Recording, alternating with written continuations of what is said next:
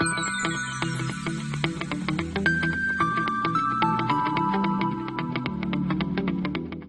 everyone, myself Shwangi Desai, your instructor for the video series of data mining and business intelligence.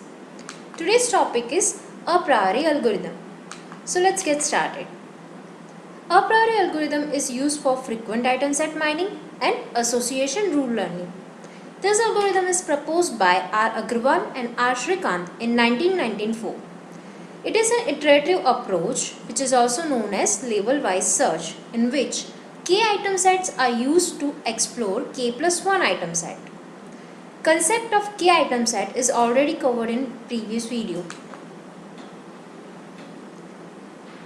In this process, first the set of frequent 1 item set is founded by scanning the database to accumulate the count for each item and collecting those items that satisfy minimum support.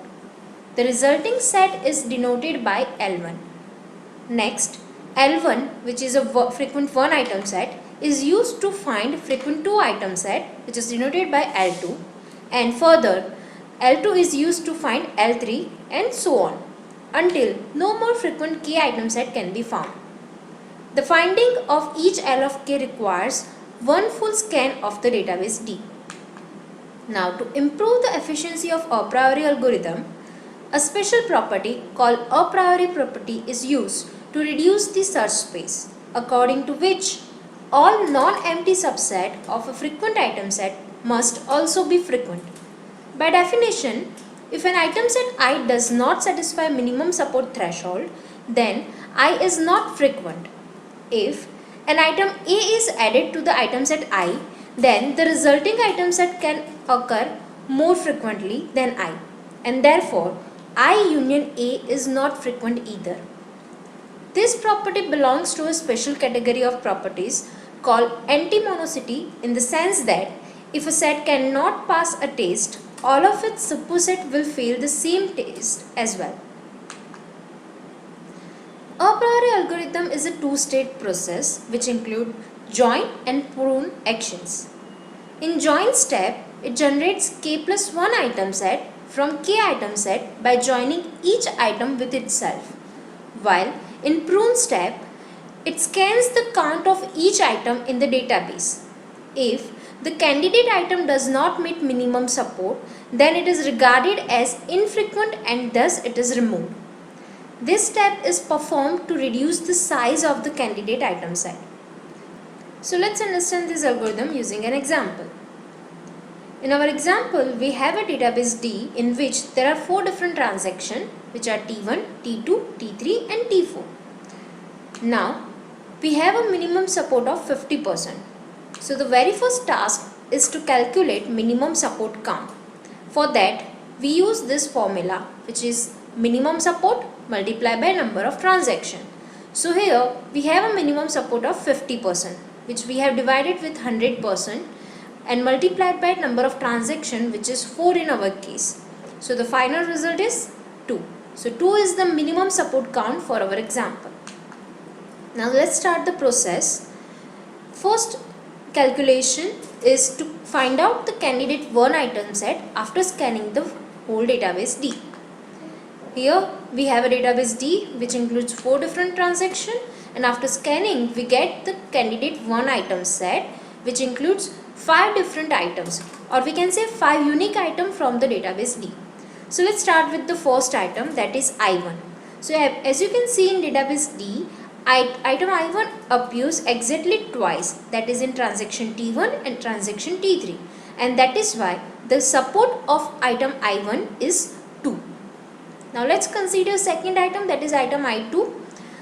As you can see in the database D, there are exactly 3 appearances of item I2 in transaction T2, transaction T3 and transaction T4, and that is why the support of item I2 is 3. Next is item I3. Item I3 appears exactly thrice, that is in transaction T1, transaction T2 and transaction T3, and that is why the support count of item I3 is 3. Next, item I4, it appears only once in whole transactions, that is in transaction T1, and that is why the support count of item I4 is 1. And last is the item I5.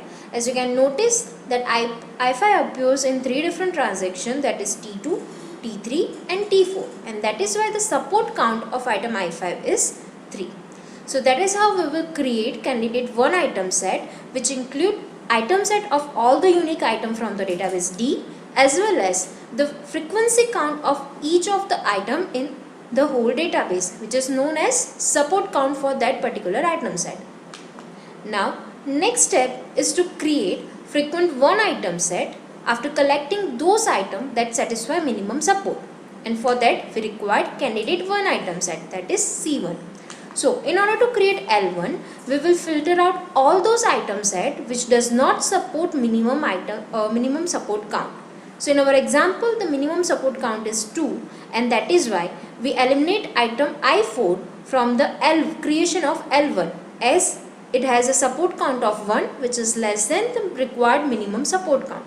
And so our frequent item set, that is L1, contains only 4 items, that is I1, I2, I3 and I5, as all this item set has a minimum support count equal to 2 or greater than 2.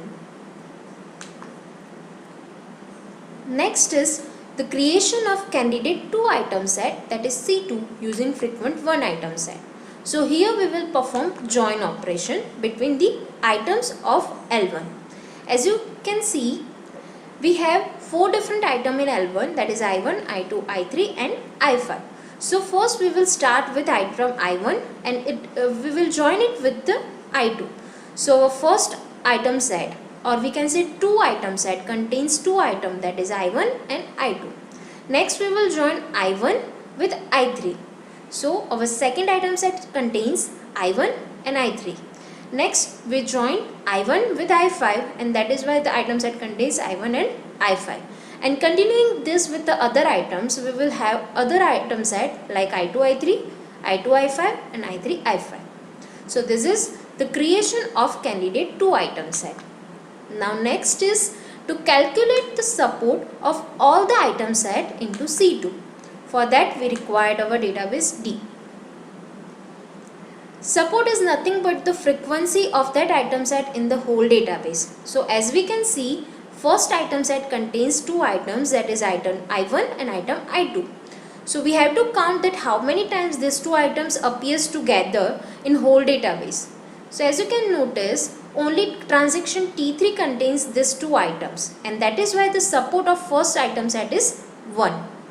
Next is the item set which contains 2 items, item I1 and item I3. Now transaction T1 has I1 and I3, transaction T3 has I1 and I3, and that is why the support count of this item set is 2.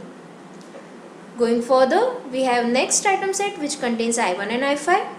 So only transaction T3 contains I1 and I5, and that is why the support count of this item set is 1. Next is I2 I3. So as you can notice that transaction T2 and transaction T3 contains I2 I3, and that is why the support count of I2 I3 is 2. Next is I2 I5. I2 I5 is appears 3 times together in 4 different transactions, that is transaction T2, transaction T3 and transaction T4, where item I2 and I5 appears together, and that is why the support count of this item set is 3. And same will be applied for the next item set I3 I5, that transaction T2 and transaction T3 contains these 2 items, and that is why the support count of this is 2. So here we have created candidate 2 item set along with the support count of each of the item set in it. Now the next step is to create frequent 2 item set after collecting those items that satisfy minimum support count in candidate 2 item set. So for that we require the reference of candidate 2 item set that we have created in the previous step.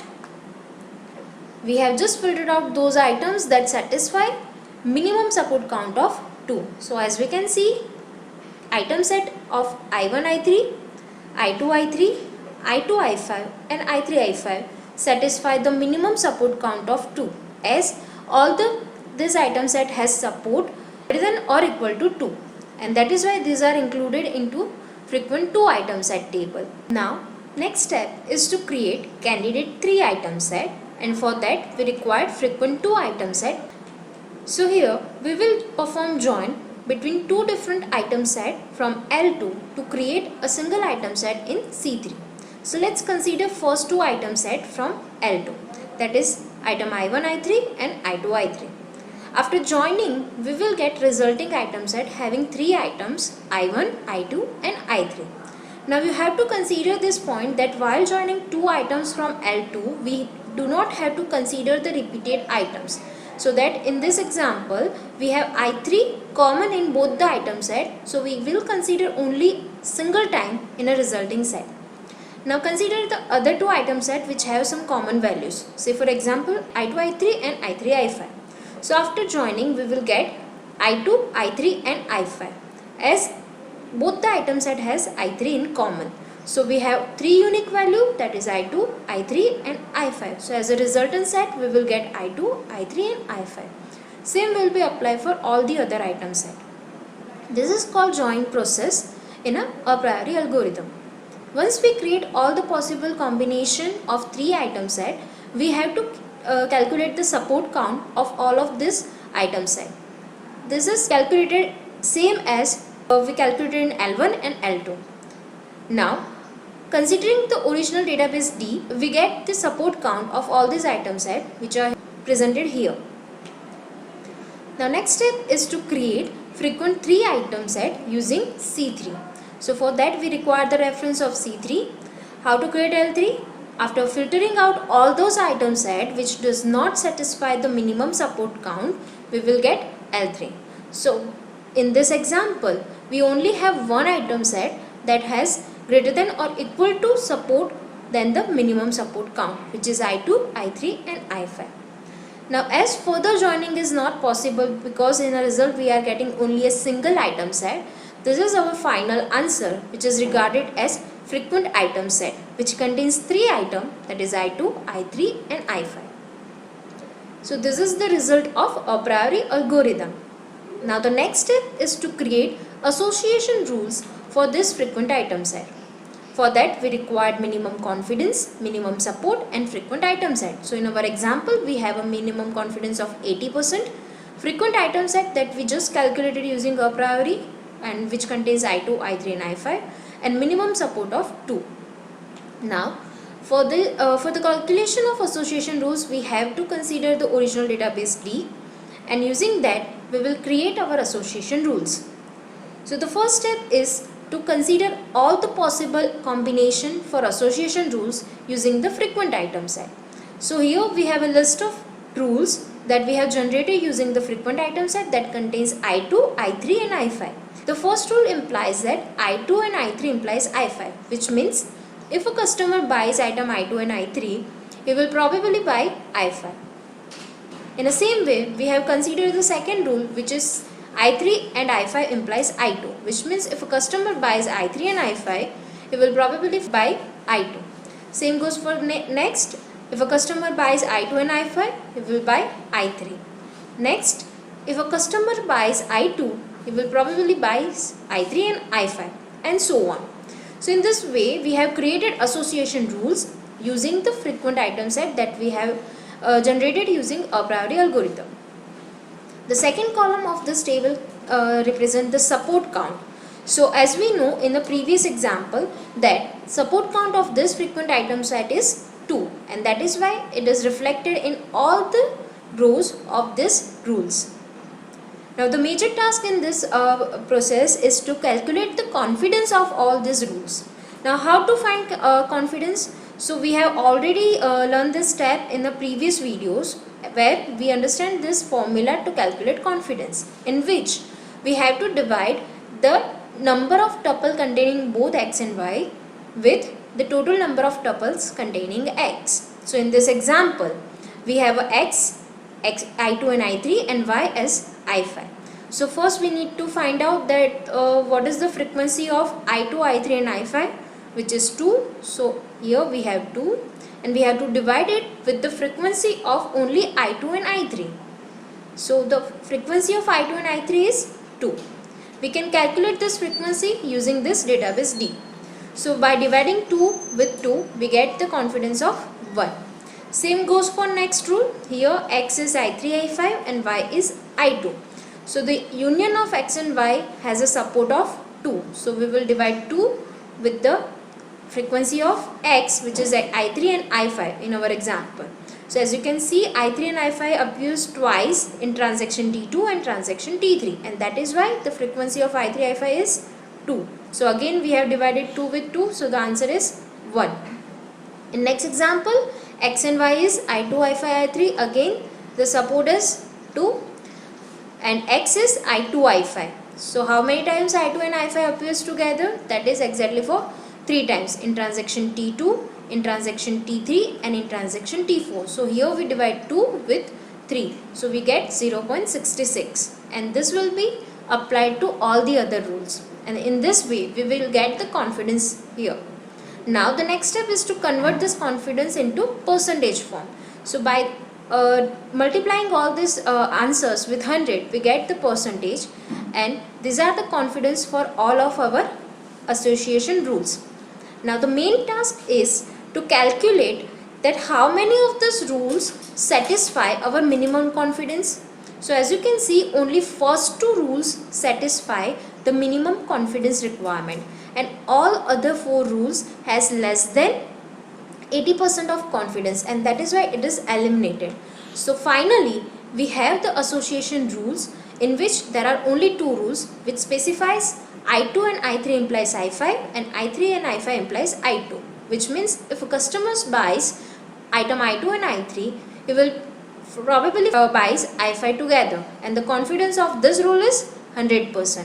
And same goes for the next rule, that if a customer buys item I3 and I5, he will probably buy I2, and the confidence of this rule is 100%.